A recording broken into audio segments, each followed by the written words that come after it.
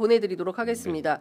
어제 한동훈 의원이 자신의 SNS에 검찰 보안 수사를 통해서 요새 최근에 가장 뜨겁게 논란이 되고 있는 겁니다.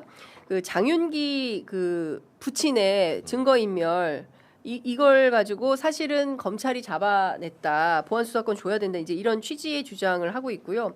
반면 전용기 의원 같은 경우에는 경찰은 가족을 봐줄 수 있지만 그럼 검찰은 그럴 일이 없다는 거냐. 이러면서 이제 페이스북에서 논박을 주고 받았습니다. 다른 거 다 떠나서 지금 중요한 것은 이제 두 가지인 것 같아요. 하나는 장윤기 사건을 예로 들어서 저러니까 경찰이 암장하는 사건을 못하게 하기 위해서 검찰에 보안 수사권을 줘야 돼. 이게 하나가 있고요. 또 하나는 경찰 가족은 저렇게 하는데 그럼 검찰은 검찰 관련된 거는 어떻게 되는 거야? 왜 이렇게 언플이 많이 돼? 김 변호사님 얘기 듣고 보내드리도록 하겠습니다. 일단 팩트가 장윤기 사건과 관련된 어떤 그 비리가 드러난 게 보안 수사로 드러난 게 맞습니까?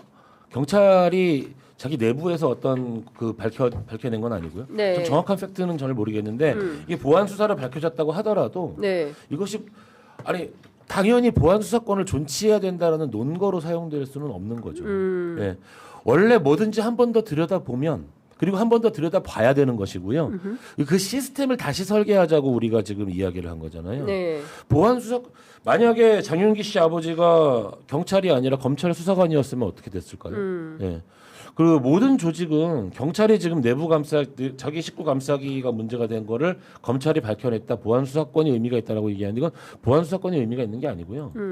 검찰도 법원도 모든 조직은 그 어느 조직든 자기 감싸기가 있기 때문에 외부에서의 통제가 중요한 건데 경찰과 관련돼서 지금까지 외부의 통제를 담당했던 건 검찰이었고 검찰의 보안 수사권은 그만큼 순기능이 있었고 2026년 7월 현재 당연히 검찰의 보안 수사로 경찰의 이런 비리를 밝혀내는 거는 당연한 일이자 필요한 일이고 그리고 긍정적인 일이죠. 네. 그런데 우리가 시스템을 바꾸기로 약속했잖아요. 그럼 검찰의 보안 수사권 말고 어떤 시스템으로 이거를 이런 걸 통제를 계속 유지할 수 있을지를 고민해야 되는 것이지 보안 수사권의 존치 논거는 전 아니라고 생각해요. 아니다.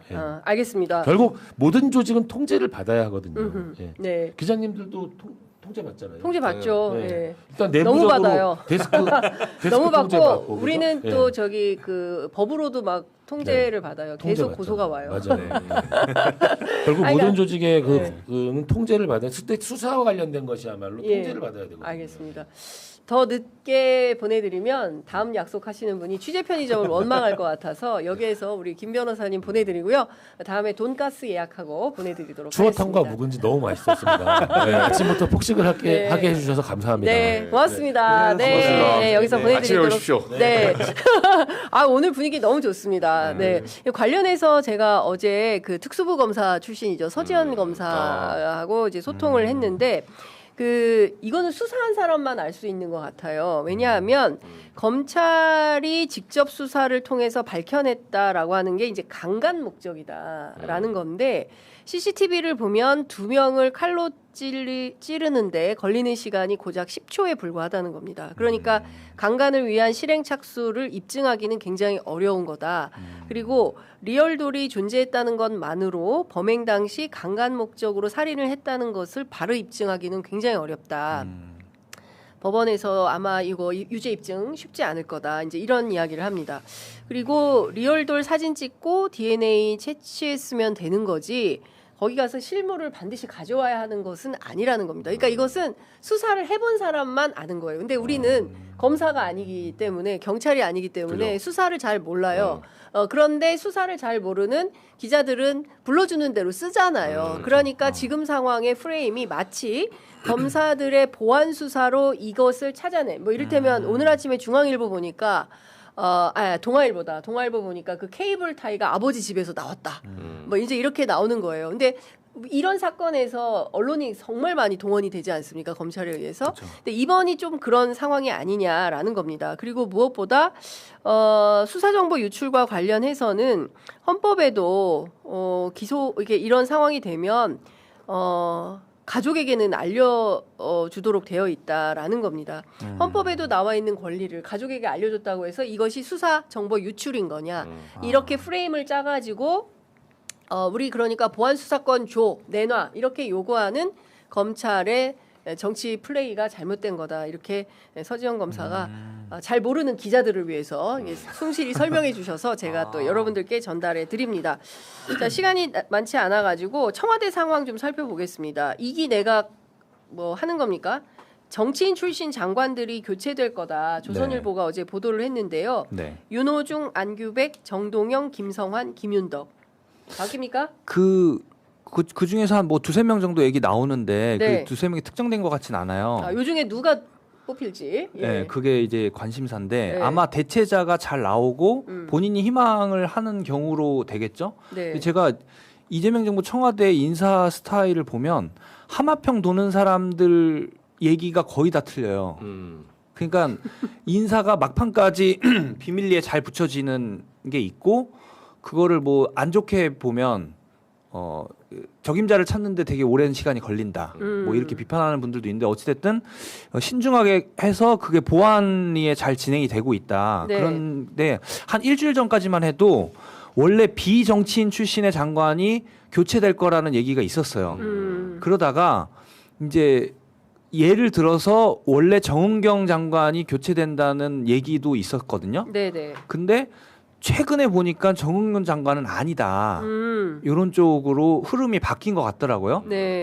저는 그쪽을 취재했는데, 근데 어제 조선일보 취재 내용이랑 빗대어 보면 정치인 출신으로 기류가 바뀐 거는 맞는 것 같아요. 제가 알기로는 제일 희망하는 분이 우리 법무부 장관님인 걸로 알고 있어요. 법무부 장관님은 아닌 것 같아요. 법무부 장관님은 그냥 남아 계시는 걸로 안 바뀌는 것 같아요. 제일 먼저 손들었다는 걸로 제가 원래 하고 싶은 사람 안 해주죠. 제가 모 국무위원을 통해서 직접 확인한 바에 따르면 사실 우리 중에 제일 나가고 싶어하는 사람은 정성호 법무부 장관이다. 근데 아마 어려울 것 같다 이렇게 얘기를 했는데 좀 오래되지 않았어요? 많이 오래됐어요. 근데 국회로 돌아가고 싶다 아무리 외쳐도 형은 그 자리에 이렇게 되는 것 같습니다. 오세훈 시장이 14일 국무회의에 배석하겠다라는 입장을 밝혔습니다. 그리고 대통령에게 서울 부동산 문제에 대해서 면담 신청했어요. 국무회의 분위기가 어떨 것 같으세요? 뭐 혼자 벌떡 일어나서 막 이야기하고 발언권 주십시오! 막 이렇게 하는 거 아니에요? 근데 그 이전에 이제 그 국무회의 참석한 사람 중에 참석자 발언권도 아니고 이런 언론 플레이 잘한 사람 한 명 있었죠. 지금 국회의원입니다. 이진수.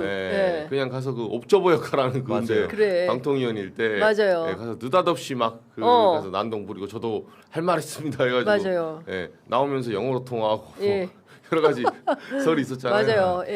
근데 그거 전해준 분이 있어요 저한테. 나오자마자 영어로 막 얘기했다고. 전화 통화하면서. 근데 그러다 배를 올리면 큰일 나죠. 근데 오세훈 시장은 스타일이 뭐 그렇게 뭐 서울시장은 이제 이례적으로 지자체 중에 들어가잖아요. 근데 뭐 저기까지 가서 그래 막 특이한 짓을 막 하는 사람은 아닌데 이번엔 잘 모르겠어요. 왜냐면 본인이 좀 코너에 몰려 있는 것도 맞고 이번에 이제 지금 아니 본인은 계속 유지하고 싶은데 올공에서 자기 편들은 계속 재선가라고 하잖아요. 전국 재선가하자. 난 괜찮아. 근데 아니야 이거는 부정선거예요. 자기는 괜찮다니까 부정선거에도. 그 부정선거이든 아니든 나는 상관없어. 이런 약간 내부 충돌도 있기 때문에 좀 오세훈 시장이 조급한 분위기죠 사실은. 겉으로 보면. 그리고 부동산 관련해서 뭐 사람들 좀 이게 시간이 지나니까 잊고 있는데 저는 그래 생각해요. 오세훈 시장이 사실 부동산에 가서 할 말이 있습니까? 그 계엄 터지고 나서 2025년 2, 3월에 토호제 누가 풀었어요? 송파에. 그거 풀어가지고 자기 그때 기름 끼얹어가지고 난리 났는데 그거 먼저 책임져야 돼요.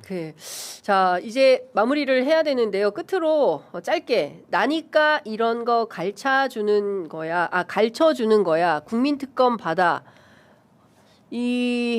저 장도혁 대표가 마스크 벗으라고 어제 그 우리 구교영 기자가 목 놓아 외쳐서 그런지 어제 인천에 가서 시위하는데 마스크를 벗고 저렇게 피켓 시위를 하고 있습니다.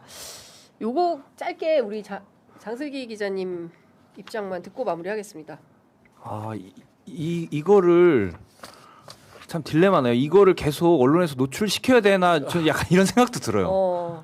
이거를 의미 있게 봐줘야 되는지 계속 비판적으로 다뤄야 되는지 저는 그거에 대한 고민이 좀 들거든요. 더 할 것 같죠? 네, 그 정도로 이 진짜 가치 없는 그럼 그만했으면 좋겠다. 네. 뭐 이런 좀 그런 생각이 듭니다. 촌철살인 이정주. 네, 장덕 대표 열심히 하고 있습니다. 이거밖에 없어요. 네, 버틸려면 네. 네, 이게 이 외통수 하나예요. 이거 말고는 장덕 대표는 바로 당 대표 물러나야 돼요. 알겠습니다. 그래서 뭐 각자의 길로 열심히 하시는데 뭐 별로 전망이 밝아 보이진 않네요. 알겠습니다. 오늘 너무 재밌었습니다. 네. 또 모시도록 하겠습니다. 고맙습니다. 네. 고생하셨습니다. 고맙습니다.